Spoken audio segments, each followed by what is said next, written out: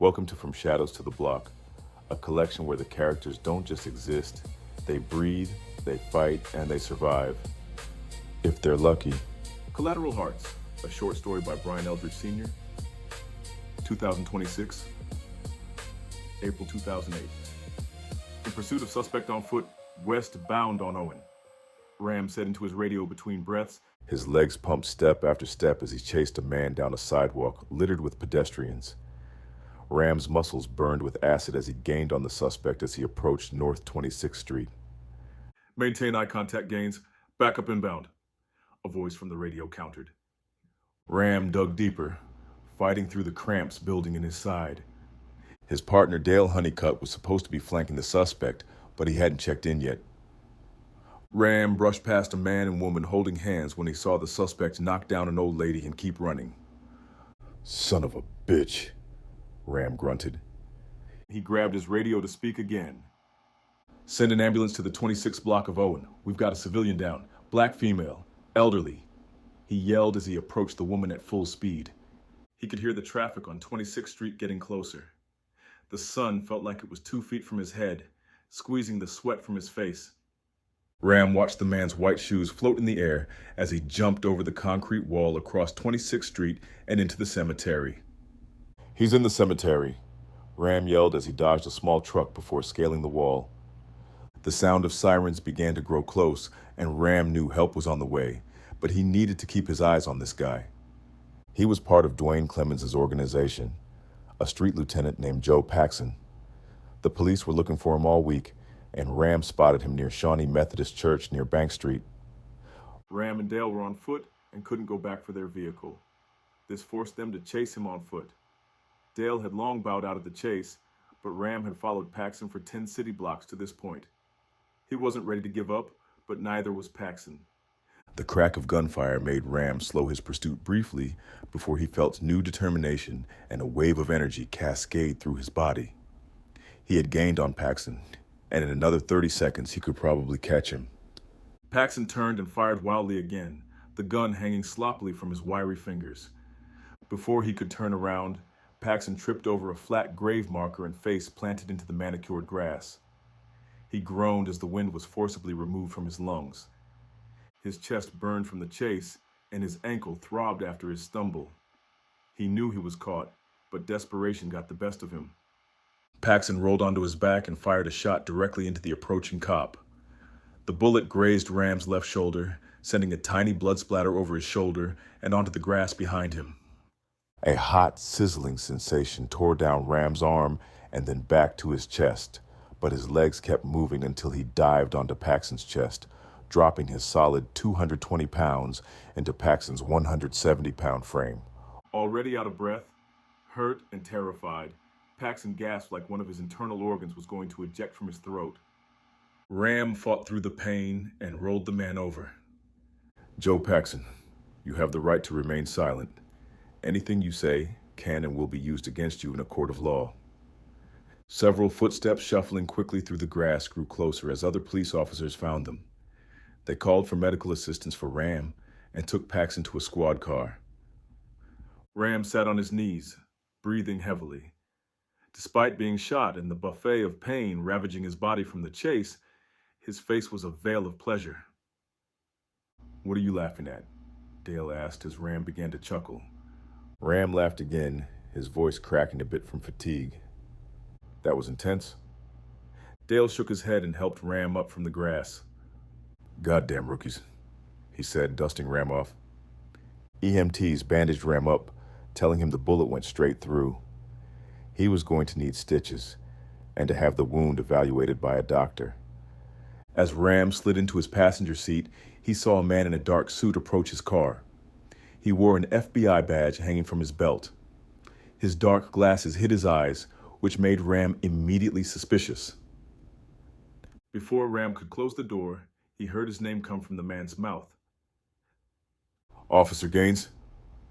Ram stopped short on closing the door. He winced as he turned his head to see the approaching Fed. Who's asking? The agent stood by the door and extended his hand through the opened window. I'm SSA Sonny Benson, he said as Ram gave his hand a pat.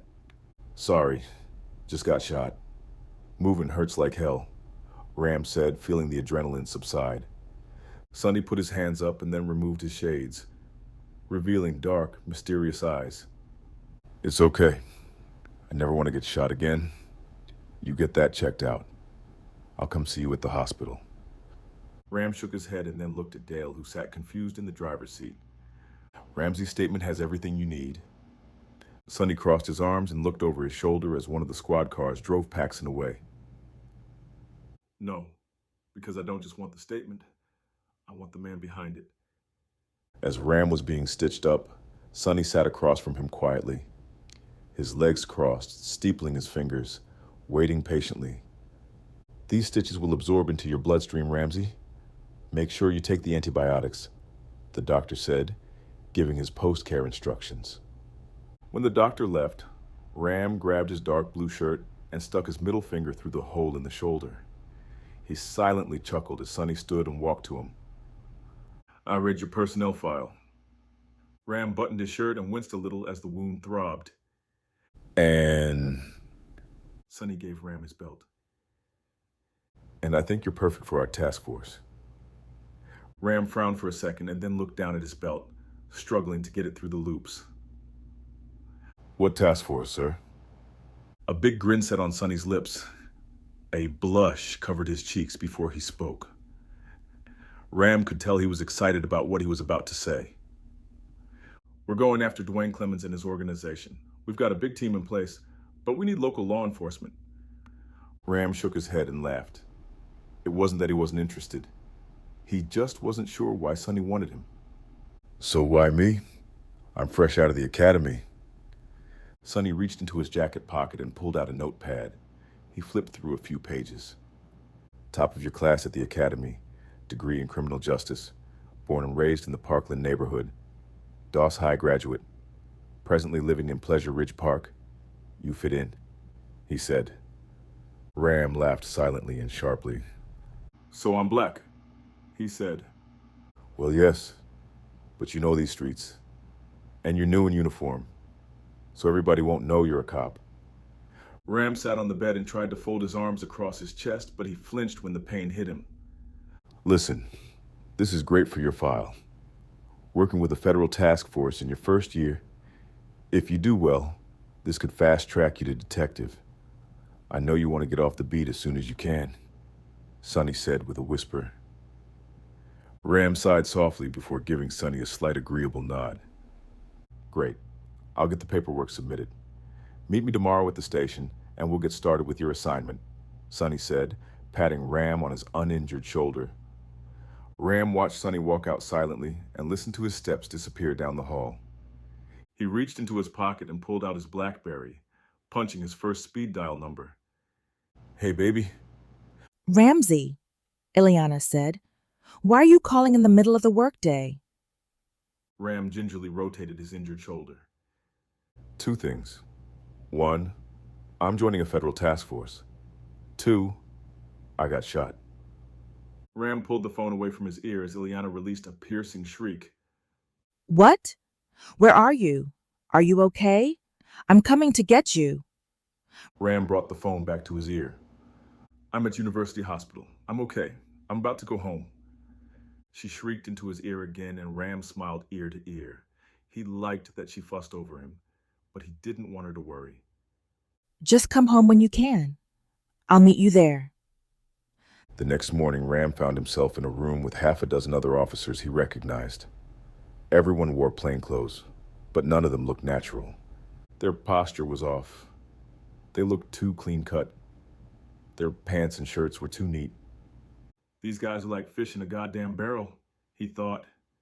Sonny pointed to a whiteboard that displayed pictures of Duane Clemons and his known associates. Duane sat atop the pyramid. Below him was Earl Scroggins, his top lieutenant, Gerald Bowman, and Hank Orton. Paxson's picture was below Gerald, and on his row was half a dozen other pictures. These two, we aren't sure of their involvement, Sonny said, pointing at two pictures to the right of Duane. Zora Lewis is Duane's live-in girlfriend. They've been a thing for almost 8 years. Reginald Morgan is like a little brother. I think he's clean, but you never know. Ram raised his hand and Sonny pointed to him. Gaines? Ram pointed at Reginald. I know Reggie. A little. He's a musician. He doesn't have the stomach for crime, but he might know something. I seen Zora around the way. She just arm candy. Sonny walked across to the other side of the board. He began to write at the top of the whiteboard. Operation Bluegrass Capone. We're working our way up through the organization from the street level. We know his Chicago connect went missing. Rico and Terry's. Rico was connected to one of the biggest cartels in Mexico, Sonny said, now pointing at the picture of a well-dressed Latino man. Duane has developed relationships with Rico's suppliers with the cartel. He's bringing in his own dope. He's the plug for Chicago, Detroit, Cleveland, Nashville, Indianapolis. Bringing him down could be the biggest bust in the history of the Bureau. All of the men in the room began to murmur, looking at each other. Ram raised his hand but didn't wait to be acknowledged. So, Clemons is the black Pablo Escobar. Sonny smiled and walked over to Ram before turning to the rest of the group. And we're going to put him under the prison, he said. Everyone clapped. A couple of the men hooted. You've all got your assignments. Get started. Gaines, you're with me. An hour later, Ram stared up at the bright blue sky. A few puffy clouds painted across the canvas. He could hear a barge horn bellowing in the distance. He got out of the black Suburban with Sonny in front of Image Records, the biggest record label in Kentucky.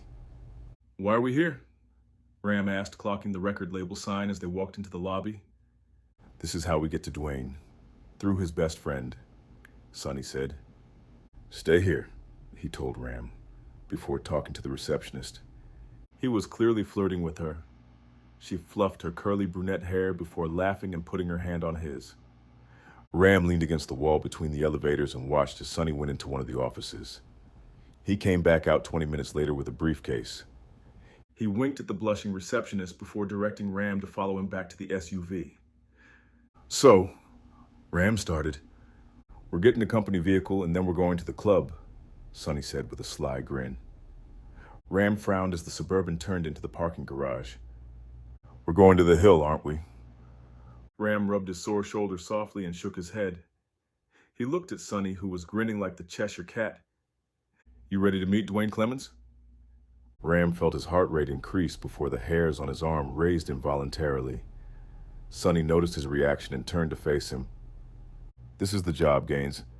If you aren't ready, I understand. I will reevaluate the situation. Sometimes you have to have dinner with the devil. Ram exhaled and then gave Sonny a long look as his confidence increased. I'm ready. That night, Sonny, Ram, and an A&R executive from Image, Craig Martin, all met in front of the hill. Ram immediately clocked Craig as a heavy cocaine user. His constant rubbing of his nose was a dead giveaway. They sat in the booth near the bar, watching the crowd file in. Ram stared at Craig, watching the sweat beads form on his face. He threw back 2 old fashions before the show started. He noticed Ram staring at him. What's your problem, goon? Sonny looked at Craig, and then his eyes turned to Ram. How much did you snort before you came in here? Ram asked. Craig wiped his nose again and turned towards the empty stage. Sonny adjusted his shades and gave Ram a gentle nudge on the arm. He whispered to Ram, Craig is a snitch. His life is on the line. He won't screw this up. Ram didn't respond. He observed the room. He noted the strong smell of marijuana and the subtle fog forming in front of the lights positioned around the room. The crowd was quickly filing in. The bar stools quickly filled with patrons wearing their flyest clubwear. Crisp jeans and button-downs, tight skirts and brilliant colors, only surpassed by extravagant hairstyles. Laughter came from one corner, while another corner featured what looked like a bachelorette party. Ram felt another nudge before he heard Sonny's voice. You should wait outside, he said. Keep track of Duane's associates. See if they do anything shady and make a mental note. Ram's eyebrows creased as he stared. So I don't get to hear the guy sing? Sonny clasped his hands in front of his face. You're here to work. If your focus is the music, Come on your own time. Right now, I need your eyes outside. Ram scooted out of his seat, and as he stood, he nearly bumped into a woman in a lime green cotton tube top.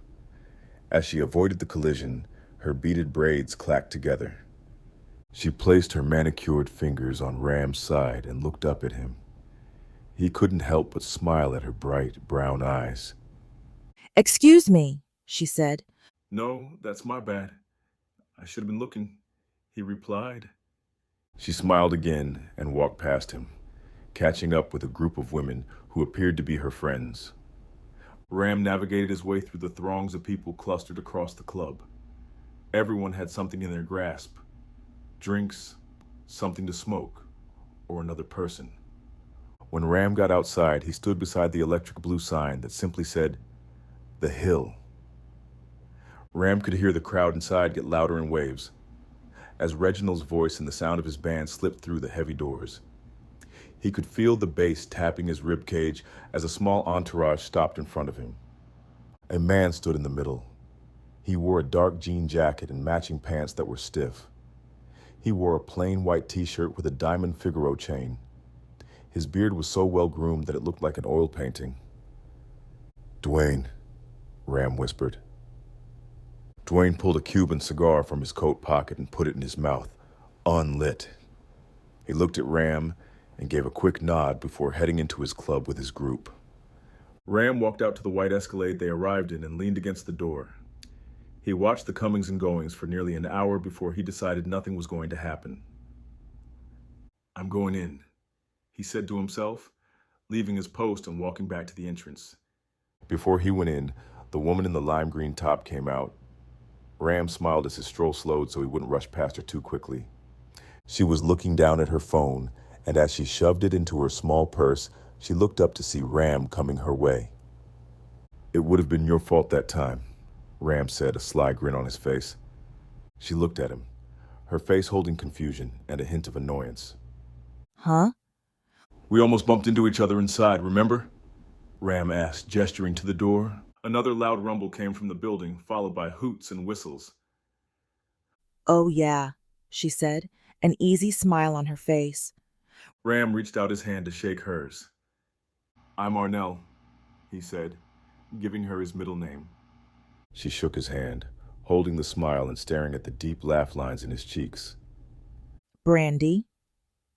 An uncomfortable silence followed as Ram leaned back on his heels for a moment. Brandy laughed and began to speak. I need to get back in. "Get back to your girls?" Ram asked, pointing with his chin. She shook her head and turned for a moment. No, I need to go see Reggie. It's a big night for him. Ram looked her up and down before lightly biting his bottom lip. "Reggie Morgan? The singer?" Yeah, he's my boyfriend, she said, turning back to the entrance. I gotta go. "See you around, Brandy," Ram said, watching her butt in her white pants. Brandy gave him a wave over her shoulder before disappearing through the door. Ram took a few more steps towards the entrance before a large group of people exited first. He made his way back into the club and leaned on the back wall. He could see Duane and Reginald at the booth, talking to Craig and Sonny. At the back hallway entrance, Ram saw Brandy standing with a look of concern. Reginald stood up slowly. The smile on his face was genuine, but uneasy. He nodded at Craig and reached to shake hands with Sonny. Surprisingly, Sonny took his hand and shook back. Duane and Reginald began to the back hallway where Brandy intercepted them as they strolled slowly out of view. Ram walked to the booth and slid in beside Sonny. Sonny didn't look at him. His eyes stayed on the hallway. "Outside has been quiet. Didn't see anything." Craig began to slide from his seat until he was on his feet. He grabbed the glass of club soda and threw it back before firmly placing the glass on the table. "I did my part. Now you need to keep up your end," Craig said. Sonny gave a curt nod and waved Craig away. "So what are we doing here?" Ram asked. "We're going to reel in Reginald and make him bait for Duane. It's easy. Duane can't resist being involved with Reginald's business." "That's not illegal," Ram said. Sonny tapped Reginald's chest. It's not. But we want to give Duane enough rope to hang himself. We're working some other angles too. Before they got into the vehicle, Ram saw Reginald approach from the side of the building. He shook hands with several people. Most were definitely adoring fans. When he looked up, Ram made eye contact and Reginald began approaching him in the parking lot. Sonny continued to the Escalade while Ram stopped, waiting for Reginald's approach. Ramsey Gaines, Reginald said with a big laugh that echoed through the crowd. They gave a big handshake that got pulled into a hug. You back from San Francisco? Ram nodded, making note of how much bigger Reginald was now compared when he last saw him. They were nearly the same size, though Reginald was a little more doughy in the middle. Yeah, man, just picking up some shifts. Security for image. Reginald put his hand over his mouth and hooted, pointing at the white Escalade sitting on 26-inch rims. This you? Ram turned and nodded at the vehicle, Sonny sitting inside with a blank expression. That's work, Ram said with a laugh. He saw Brandy sneak in behind Reginald and loop her arm through his. She looked up at Reginald and gave him a peck on the lips, and then looked back at Ram, her stare a little deeper than he expected. This is Brandy, Reginald said. Brandy smiled and stuck her hand out to shake his, as if they hadn't met 15 minutes before. Ram gently took her hand in his and gave it a slow shake as Reginald gave her his name. This is Ramsey, he said. She lifted an eyebrow and let go of his hand. Oh, it's Ramsey? I like that name, she said, her smile fading. A pair of manicured hands slid up and covered Reginald's hands from the back. A big smile appeared on Reginald's face and he turned around to see Zora standing there. Her afro bloomed like a tree in the spring. Her dark chocolate skin glowed like warm embers. Congratulations, Reg. He swallowed her in a hug, and Ram couldn't help but recognize how Brandy's face twisted in annoyance. Hey, Ram. You know Zora? Reginald said, turning from the hug and presenting Duane's girlfriend. They shook hands, and she gave him a tight smile. I remember you, Ram said. You were all-state choir. My cousin used to talk about you. Zora gave an uncomfortable smile before turning to Brandy. Hey, Brandy. You excited for Reggie? Brandy rolled her neck and gave Zora a side eye.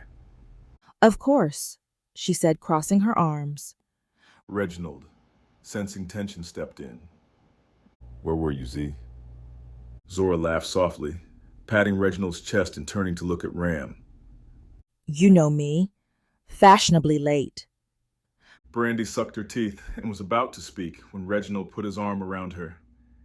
The Escalade's horn honked, catching all of them off guard. Ram turned and nodded at an impatient Sonny, and then faced the trio. I'll get at you, Reggie. Nice to meet you, Miss Brandy, he said, putting his hands up into a praying position and backing away. Good seeing you too, Zora. Reginald held his arm around Brandy's shoulder and waved as Ram climbed into the vehicle. Brandy gave an icy glare as the vehicle strolled slowly down the block and around the corner. That night, Ram sat at an empty desk at the station. The room was quiet and mostly dark. Only a few detectives sat around. Cold cups of coffee and stacks of folders sat towering on their desks. Ram was finishing his last report when the phone rang. Hey, baby. When are you coming home?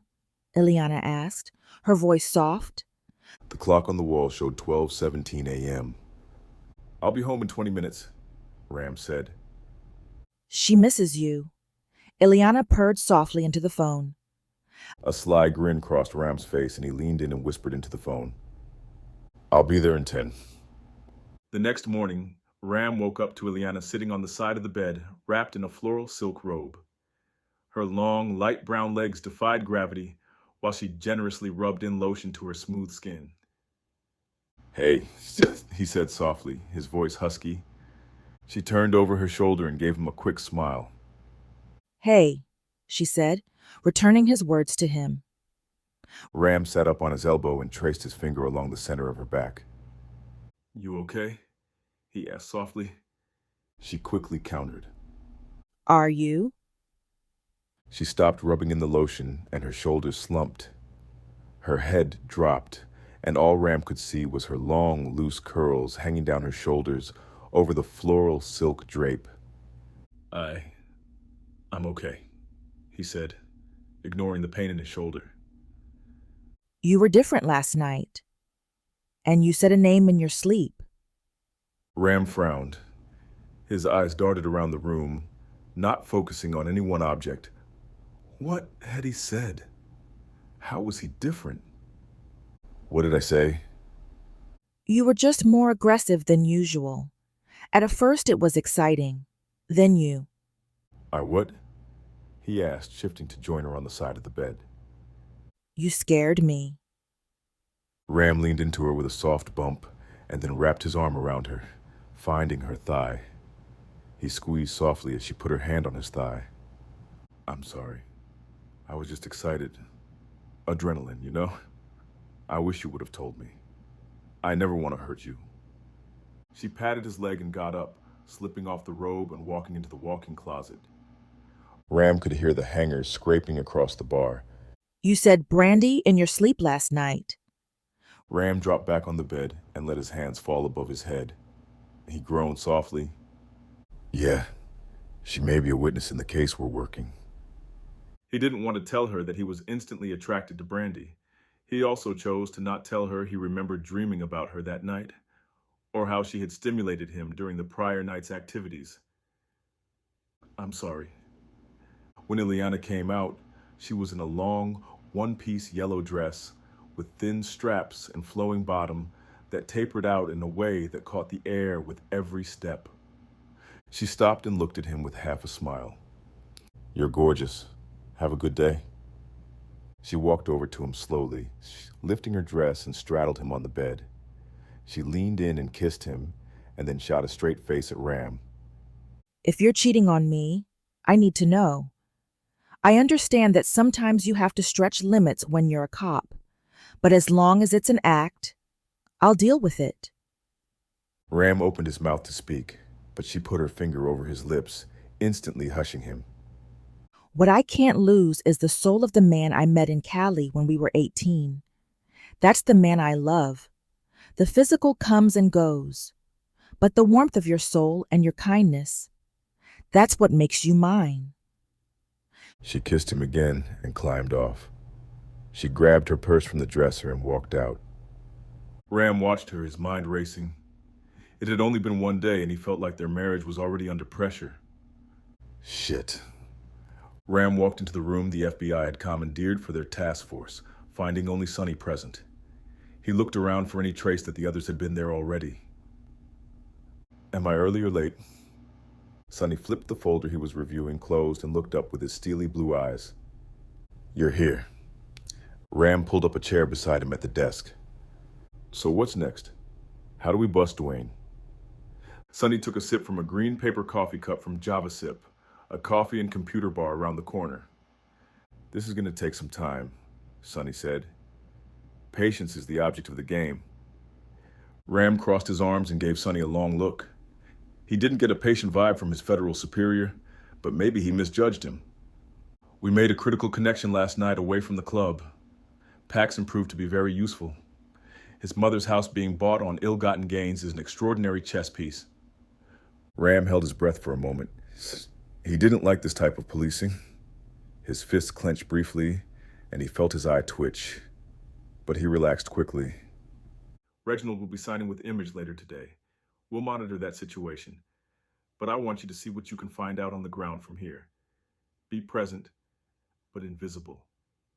Ram frowned, not quite sure what that meant. So, I'm not following you? Sonny grabbed his folder and shoved it into his briefcase. I'm flying to D.C. this afternoon for a briefing. Then I'm headed to New York for a meeting. I'm not sure exactly when I'm coming back, Sonny said. Ram stood up quickly, a little off balance. He wasn't sure if he had screwed up or if something had gone wrong. Sonny was being vague. So what are my orders? Sonny put a hand on Ram's good shoulder and smiled. You have a standing order cleared with your captain. Follow Duane's associates. Reginald and Zora are your primary targets, but if you spot the lieutenants out and about, they are the priority. Drop everything and follow them. Sonny commanded. Ram nodded, his face determined. What about the other guys on the task force? Sonny started out of the room before stopping at the door and turning back. Their duties are on pause until I return. As of now, you are the task force, he said, pointing his finger at Ram. Ram's mouth dropped. He stammered. Thanks. Report back to me in real time if anything of interest happens. I want to hear from you twice a day, regardless. Ram nodded as Sonny left the room. Without a true game plan, Ram knew he needed to make his own game plan. He would follow different people on different days. If he put eyes on Earl, Gerald, or Hank, he would cut bait and follow them. He wasn't told to follow Duane. That was an odd decision, but Ram didn't want to rock the boat. He was just going to do his job and see where it took him. Following Zora turned out to be mostly a waste of time. She was most often at home. Her pink BMW parked out in front of Duane's Jeffersontown home. Ram thought the house was exceptionally modest for a man making money like Duane, but that was clearly a part of his cover. The lavish cars, clothes, dining, and travel was the clear sign that Duane had more money than his home would project. Zora's activities included spa time, regular brunches with a small group of women, a fresh mani-pedi, and hair appointments. She and Duane spent evenings together, and he was incredibly tender with her. Despite that, Ram would often see her sulking on the couch after Duane left in the mornings. Ram also suspected that Reginald and Zora had some kind of relationship, as he would stop by when Duane wasn't there, and Zora would immediately close the blinds. Reggie out here dusting off his best friend's woman? Wow. Following Reginald was a bit of a task. He was at the Image Records studio recording his album most of the time, and Ram couldn't just stand around the studio. News spread of Reginald's contract, and after they recorded his single, My Vow, Reginald was invited to go on tour with 3 major stars in the music industry. Big Mike, a hip-hop star from Brooklyn, Spit Fi, and another hip-hop artist from Queens, and Yvonne Summers, an R&B megastar who people called Mary J. Blige 2.0. All 3 had won Grammys and had charted multiple albums on Billboard's Top 20. Reginald was in rare company. Reggie is out of town a lot, Ram told Sonny. Should I try to follow his tour? Ram secretly hoped Sonny and the FBI would spring for travel and tickets. A guy could hope. Just watch Zora and the lieutenants, Sonny replied with a chuckle. This will be great for you once we nail this son of a bitch. Ram began to focus more on Zora, but even Duane was more scarce with her. Her isolation bothered him, as she seemed increasingly sad. The visits from Reginald stopped as well.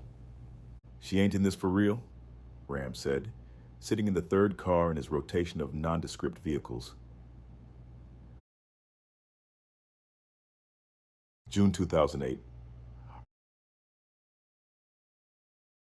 Ram sat at lunch with Amelia Anderson, his longtime friend and coworker. They were wrapping up fish plates at the hook when Amelia stated the obvious. You're bored, she said, taking a sip of tea. Ram laughed softly, averting his eyes from Amelia's gaze. Dubs, he said, using his nickname for her. I'm good. I'm just doing my part. Amelia crossed her arms and leaned back in the booth. She rolled her eyes and then looked at the television over the bar. What? He asked incredulously. Who are you trying to fool? A month ago, you were chasing down niggas in a cemetery and getting shot. Now you're sitting in a Chevy Nova watching Black Mafia princesses. Ram burst into laughter. That should be a show on Bravo, he said, sipping his lemonade. I'm serious. I can see the intensity in your face. You need to get moving. Ram was listening to Amelia when his eyes met a familiar face. Across the room at the bar stood Brandy. She had a carry-out bag and was coming towards him. Ram's expression reflexively became a toothy grin. What are you smiling at? Amelia asked, not seeing behind her. I'm not a cop, he whispered to Amelia. Hey, Brandy said, stopping at the table. It's Brandy, right? Brandy shifted her weight and put her fist into her soft hip. She gave him a side eye before turning to Amelia. I'm Brandy, she said, giving a genuine smile. Amelia, she said with a short wave. Nice to meet you, Amelia, she said, turning her attention back to Ram. So, Ramsey, or is it Arnell? Why haven't I seen you at the club? Ram's mouth opened to speak when he looked at Amelia. Amelia mouthed his middle name. Arnell? I can explain that, he said. I'm sure you can, she said. Later. Brandy continued past the table and to the door. Ram slid from the booth and followed Brandy out into the street. She stood at the corner waiting for the light when Ram caught up. Brandy, he said, gently touching her arm. I'm sorry. I'm an asshole. She looked at him, her eyebrows furrowed. Why you always lying? Why men always gotta lie? The light turned and she crossed the street. Ram continued behind her, lightly jogging to keep up with her brisk pace. Wait, what's up? He asked, dashing in front of her. She stopped and lifted her eyes up to meet his. I'm sorry. I'm just trying to start over since I got back from California. Ramsey Gaines was a football star. But that's over for me now. I'm trying to be something else. I just didn't want you to hear my name and think I was some dumb jock.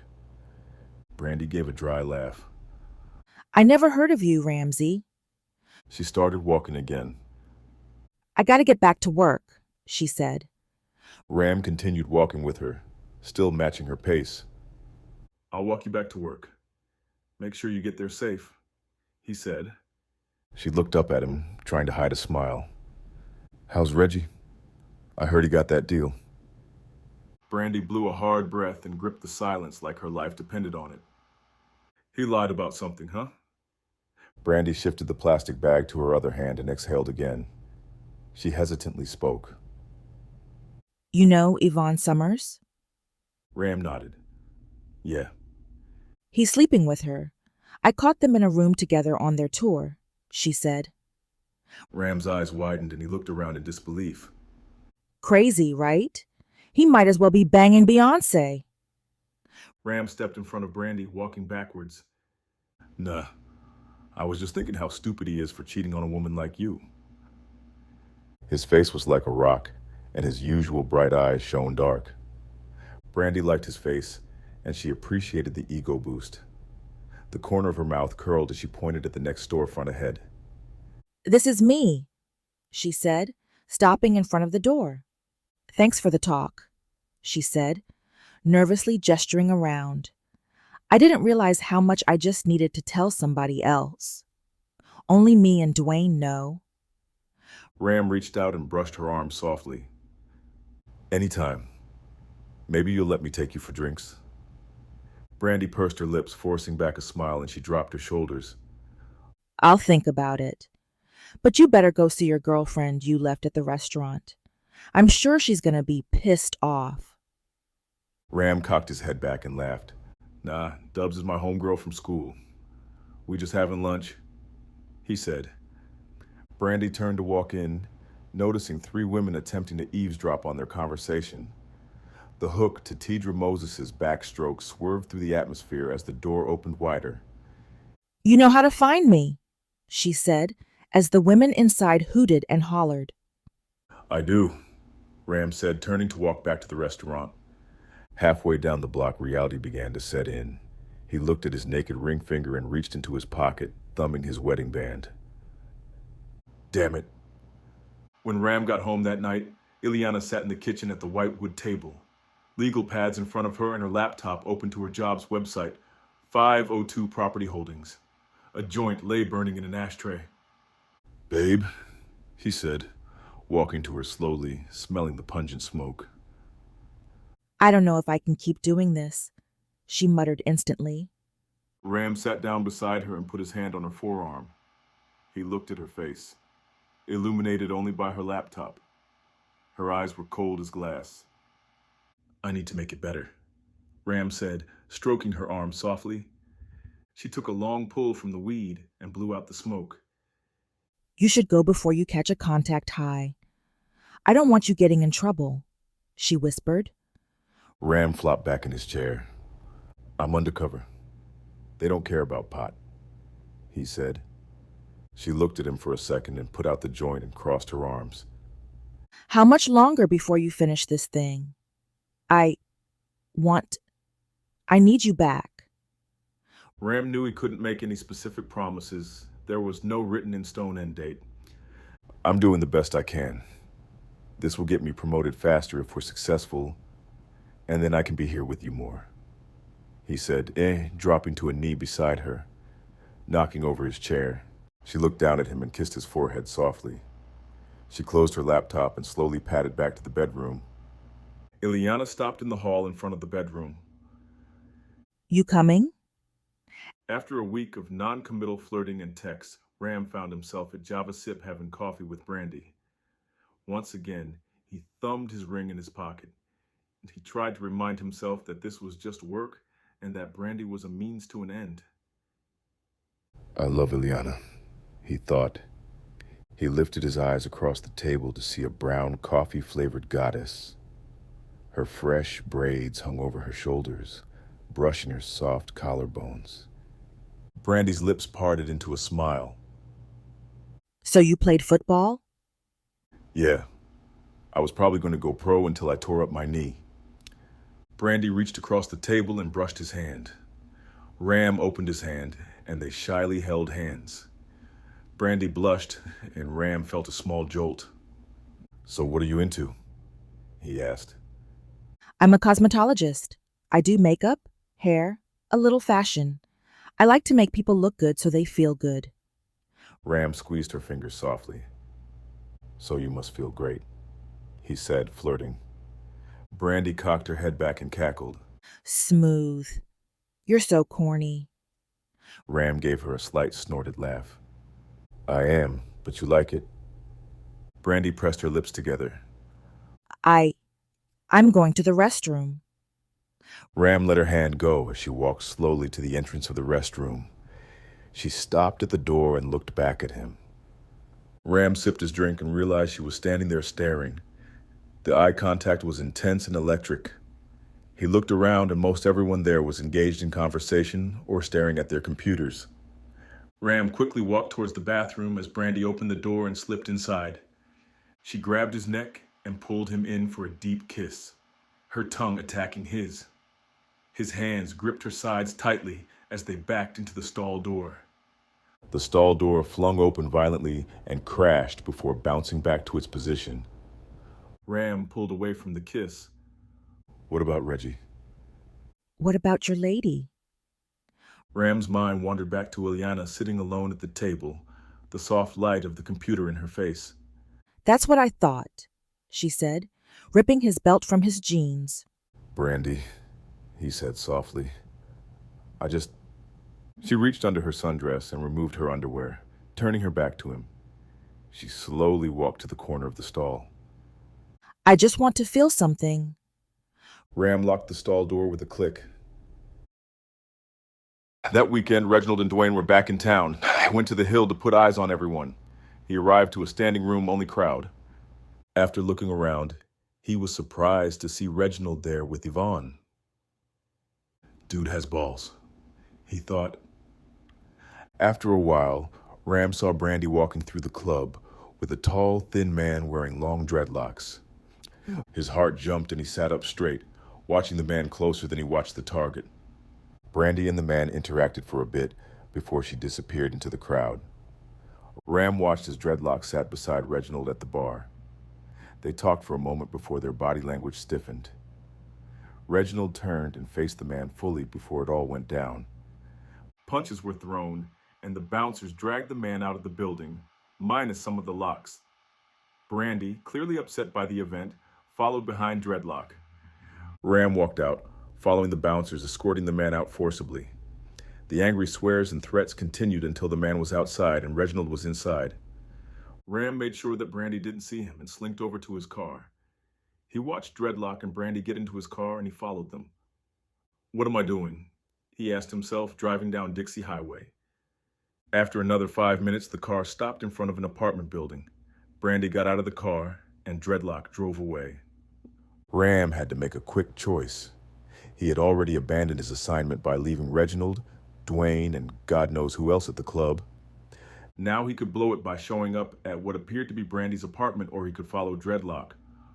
Ram chose to follow Dreadlock. He followed the wannabe Rasta man all the way to St. Matthew's, where the man pulled up to a duplex and went inside. Ram sat patiently waiting. Could this guy be another dealer? Maybe connected to Duane. Was he just fooling himself to disguise his jealousy? I'm out, he thought. His phone vibrated with a text from Eliana. Going to bed. Love you. Ram was about to respond when a black SUV pulled up in front of the duplex. 3 clearly armed and large men got out and banged on the door. They stood there not so patiently before banging again. Ram picked up his radio to report suspicious activity. Before dispatch could answer, the door cracked open and they dragged Dreadlock out and threw him into the back of the SUV. Damn it, I'm in pursuit. I'll keep you updated. No lights on your approach. The SUV peeled off and got back onto the Waterson Expressway. Ram followed until the vehicle brought them back to a familiar location. They are back at the hill. Stand down.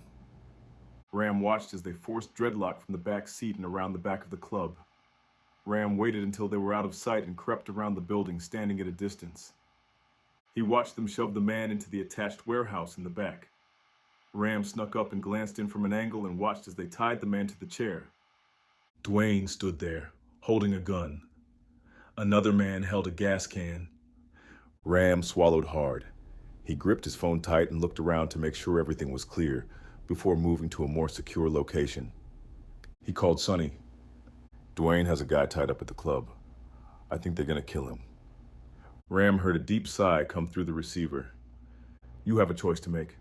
You can bust in there and try to save him and end up dead. Or you can let it play out. Get evidence, and we can take him down. Ram's FBI phone was basic. No camera, no video, just a small blue Nokia.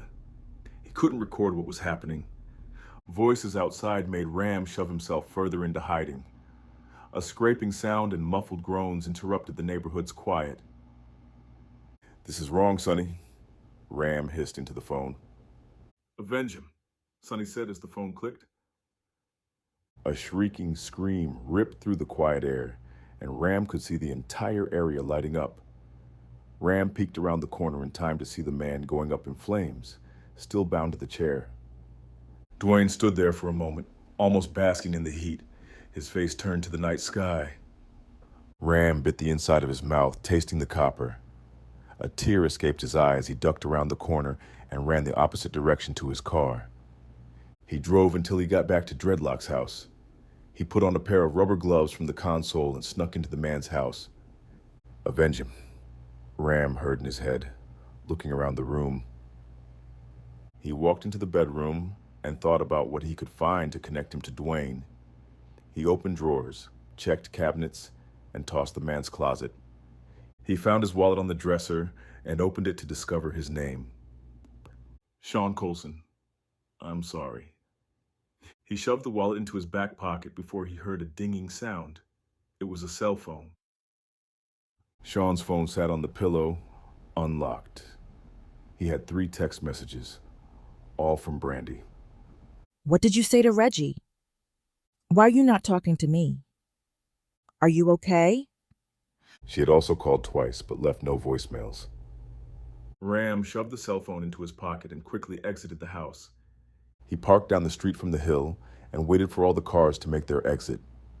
Only Duane's Lexus remained, and by 4:30 a.m., Duane was pulling away. Ram could barely keep his eyes open, working on no sleep. Adrenaline and determination the only thing keeping him on his feet. Ram charged down the street, quickly hustling to the club. The residual smell of burning flesh and the acrid scent of fiery fabric still hung over the concrete. A large black oval sat where Sean's chair burned a few hours ago. Ram could still hear Sean's screams through his gag. He shuddered before focusing on his plan. He picked the lock on the warehouse and found a desk in the back corner, littered with takeout menus and invoices. He opened the bottom drawer on the desk, lifted the binder at the bottom, and placed the wallet and cell phone below them. He released another deep sigh. This wasn't right, but something needed to give. This case was ruining his life. He was ruining his own life. Ileana's text from hours ago reached his memory. Shit. He quickly found his way out of the warehouse and sprinted down the street back to his car. He called Sonny, who didn't answer. It was just after 5 a.m. It made sense that Sonny would ignore his call. He decided to leave a message. Let them know to check the warehouse. Look in the desk, Ram said before hanging up. Ram got home and showered before crawling into the bed beside his wife.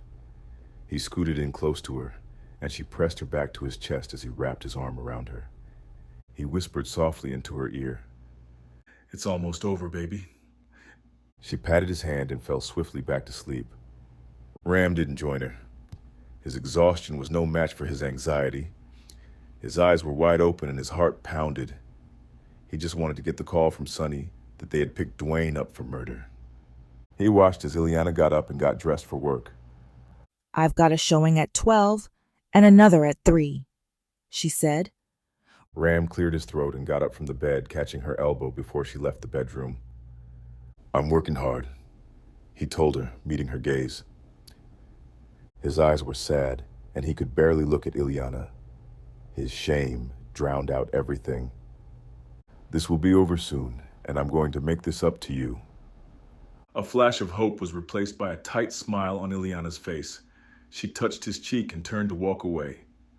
Ram sat down on the bed, pressing his fingers on the bridge of his nose. When he got to work that afternoon, he was surprised to see Sonny in the office and the task force reassembled.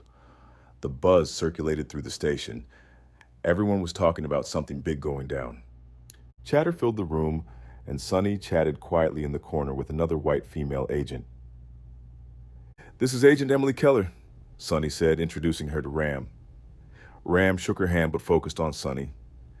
Nice to meet you, he said. Sonny, can I talk to you? They walked into the corner and spoke quietly. Did you all search the warehouse? Sonny put a hand on his shoulder and smiled. Not yet, but Duane flew in from New York today. His plane landed. We just picked him up. Sonny laughed. Gerald flipped on Duane. He wore a wire on a recent meeting with the cartel. He continued. Ram's body went limp and he leaned against the wall as relief poured over him. He covered his mouth with his hands. We had Zora in custody, and she's going to talk. Reggie wasn't willing to talk. Not sure how much he knows, but we'll rattle his chain. Sonny continued. Ram shook his head, overwhelmed by everything. How did all this happen? I thought that everyone but me was on hold. Sonny laughed loudly, leaning into Ram and staring into his face. I told everyone that they were on their own. It gives you more agency, makes you a little more willing to stretch your comfort zone.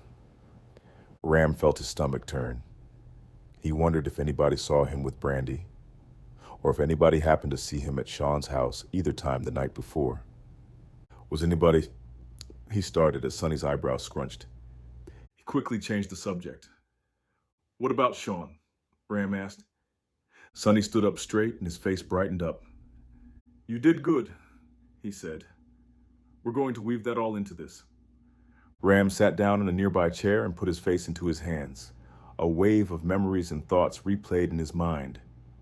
The stakeouts, the hill, walking Brandy back to work, thumbing his wedding band in his pocket, Ileana's loneliness, his encounter with Brandy at Java Sip, the scream tearing from Sean's body as he burned in front of Duane. As everyone filed out of the room gradually, Ram sat there quietly. He couldn't bring himself to get up. He felt accomplished, as they were on the cusp of bringing Duane down. But the human cost weighed on him. He sat in the dim room for 15 minutes before something caught his attention. A low rumble began to crescendo through the corridor, followed by cheering and clapping.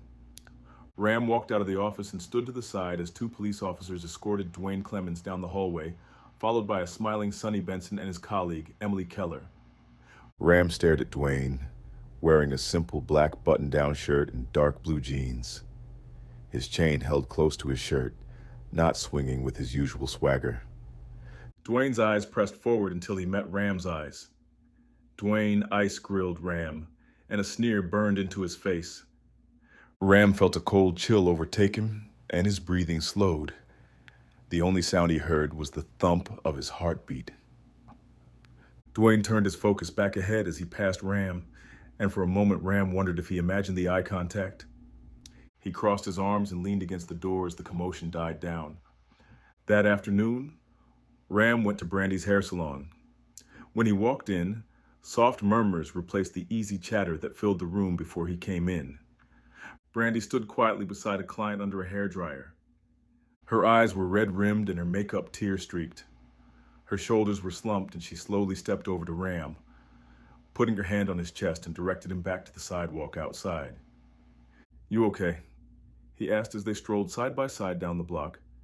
She wiped her wet eyes and sniffled. I haven't heard from my friend. I went to his house. His car was there, but he was gone. His house was ransacked. Ram felt a pang of guilt in his gut. He bit his lip and lifted his eyes to the overcast sky. "What happened?" Reginald beat him up last night. Then he disappeared. What do you think happened? Ram blew out a sharp breath. "So you think Reggie hurt him?" She straightened a stray braid and squinted a look towards Ram. I think Reginald has forgotten who he is. He's trying to prove something, and maybe he lost control. Ram felt a jab to his stomach with that comment. It hit home way closer than he was prepared for. He interlocked his fingers with hers as they walked. "Brandy, I need to say something," he said. They stopped walking and leaned against a brick storefront. She took her hand from his and crossed her arms across her chest. You're involved, aren't you? Ram chewed his lip and watched as a kid sped by on a bike. "Let's just say that I'm not involved. I didn't hurt your friend, though." Ram felt the heat from Sean's burning fire building in his chest. He leaned over and rubbed his surgically repaired knee. You a dope dealer? Ram stared straight ahead. "No," he said. "I can't tell you what I did." Brandy turned away from him, looking back up the block. She tightened the grip of her arms across her chest. I stayed picking the wrong man, and I got better sense than that, she said, almost speaking to herself. "Brandy, the time was wrong," he said. She looked back at him, her eyes burning and sad. How? I know you like me. The coffee shop? The way you look at me? You said you're not a dope boy. What's the problem? Ram thumbed his wedding band again and looked at her. Realization grew over Brandy's face and 2 quick tears fell from her cheeks. Really, Ramsey? You're married, aren't you? Ram leaned his head against the brick and lightly bumped it. You are an asshole, she said, stomping away and into the distance. Ram didn't watch her walk away. He stood up straight and started the other direction. That evening, Ram brought home a bottle of expensive white wine and takeout from Ileana's favorite Italian restaurant. She sat on the couch, her glasses propped up on her forehead. She read a home improvement magazine. Ram put down the wine and the food on the counter before joining her on the couch. He leaned over and kissed her cheek and stared until she looked back. What? Ram released a deep and almost deflating breath. A warm smile forced the corners of his mouth to curl. It's over, he said. Ileana removed her glasses and put them on the coffee table in front of them. She leaned forward, her elbows on her knees, and looked back at him. What's over?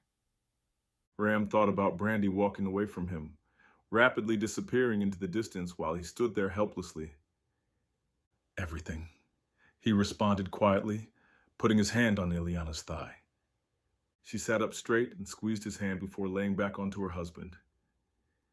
She buried the back of her head into the crook of his neck and closed her eyes.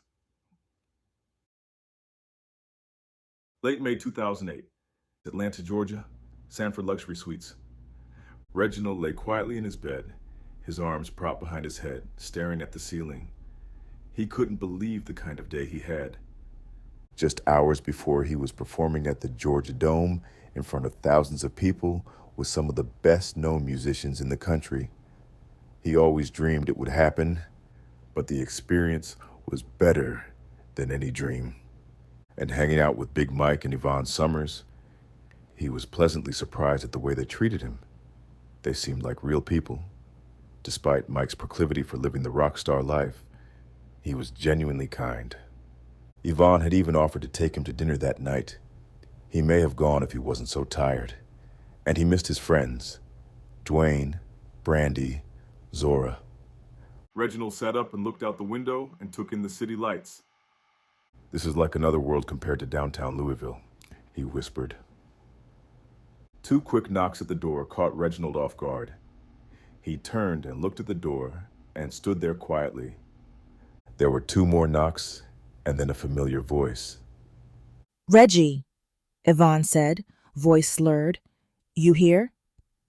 Reginald pulled on a t-shirt and ambled over to the door. He opened it up and revealed a shoeless Yvonne Summers. She held her shoes by the straps with her purse in the crook of her arm. She leaned heavily on the door jamb and could barely hold her head up.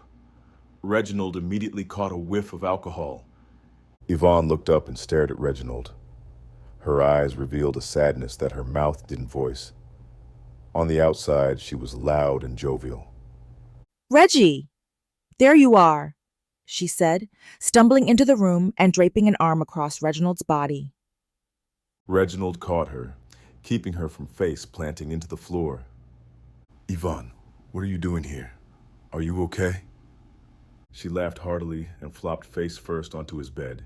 She kicked her feet up and down and propped her head up with her fists. I'm wonderful. How are you? Reginald sighed and sat on the edge of the bed. He couldn't believe what he was seeing, and his face felt warm with embarrassment. You're drunk. She laughed wildly and rolled over. Her strapless dress rolled down, revealing what lied beneath. Reginald couldn't control his eyes, but he tried to focus on her face. She pulled the dress up and laughed. Whoops, she said before pressing her hands to her cheeks. Did I flash you? Reginald shifted and turned to face her. It's okay, he said. She stared at him and licked her full lips before puckering and giving him an air kiss. He smiled at her softly and then began to stand. I'll call your car, Reginald said, before she grabbed his wrist to pull him back. No, she said, as she dragged him back down to the bed. I need to get you home safe, Reginald said. I'm safe. You wouldn't hurt me. Reginald sighed and looked at the phone and then back at Yvonne. Their eyes met, and they stared at each other for a beat longer than comfortable. Yvonne tugged at the front of her dress again and revealed what Reginald hoped she would keep hidden. Yvonne, no, he said. She began to tug at him and pull him closer. Just a kiss, she said. I have someone, he said, resisting her temptation. She placed his hand on her breast and massaged it before he could get away and pulled him into a lip lock. Reginald pulled back, and Yvonne sat up too fast for her own good. You think I'm disgusting, she said, her voice beginning to crack. No, just not now. And not like this. Yvonne began to sob softly before her stomach turned and made a deep gurgling sound. She leaped to her feet and ran quickly to the bathroom, where she vomited into the toilet. Reginald came in behind her and held her hair while the alcohol and dinner made its comeback. After a few minutes, Yvonne lay silently on the cool tile of the bathroom floor. She snored softly, sound asleep. Reginald backed out slowly and pulled one of the blankets from the bed and draped it across Yvonne's body. He felt his body deflate before he found his way to the couch with a sheet and a pillow. Before his head hit the pillow, he was dreaming of the roaring crowd in the Georgia Dome. Reginald's snores were interrupted by another knock to the door. His eyes opened and quickly found the light green lights of the clock. It was just 9:33 in the morning. More knocks roused Reginald from the couch, and he padded across the room quickly, his eyes still adjusting to the waking world. When he pulled the door open, he saw Duane standing there, a big smile on his face and an Armani tracksuit on his body. Nigga, he said, pulling Reginald in for a hug.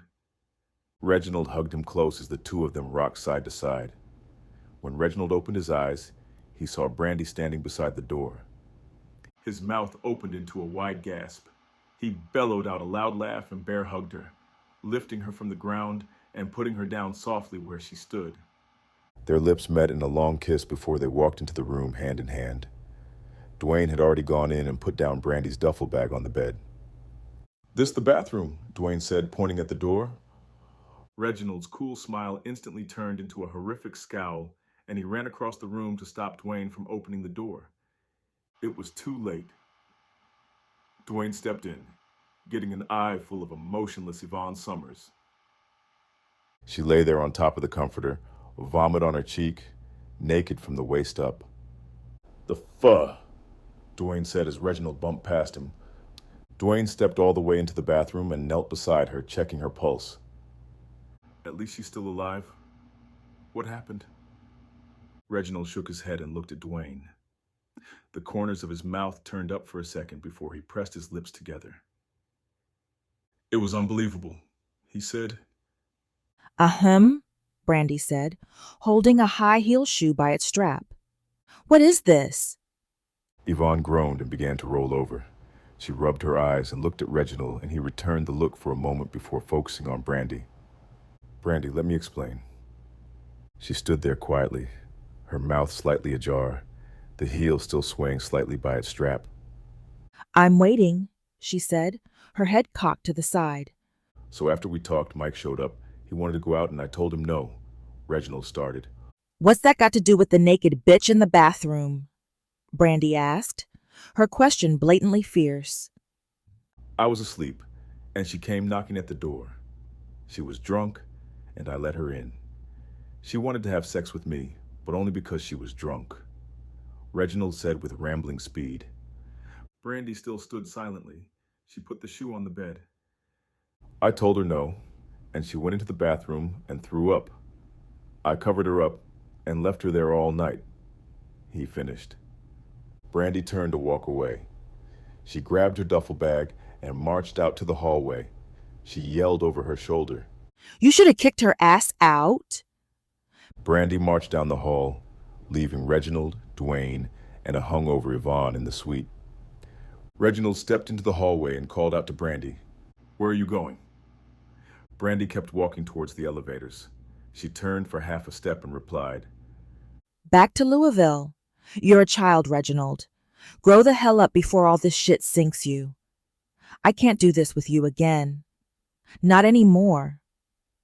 Reginald stood there, leaning against the door frame, much like Yvonne the night before. He looked back into the room where Duane had helped Yvonne to her feet and gave her a bottle of water and Reginald's shirt. He banged the wall with his closed fist. "This is a disaster," he thought as he looked up just in time to see Brandy step into the elevator. "Thank you for walking these streets with me. From shadows to the block is a world woven from these lives and desperate moments. None of them exist alone. Every story here echoes into the next. I'll see you in the shadows."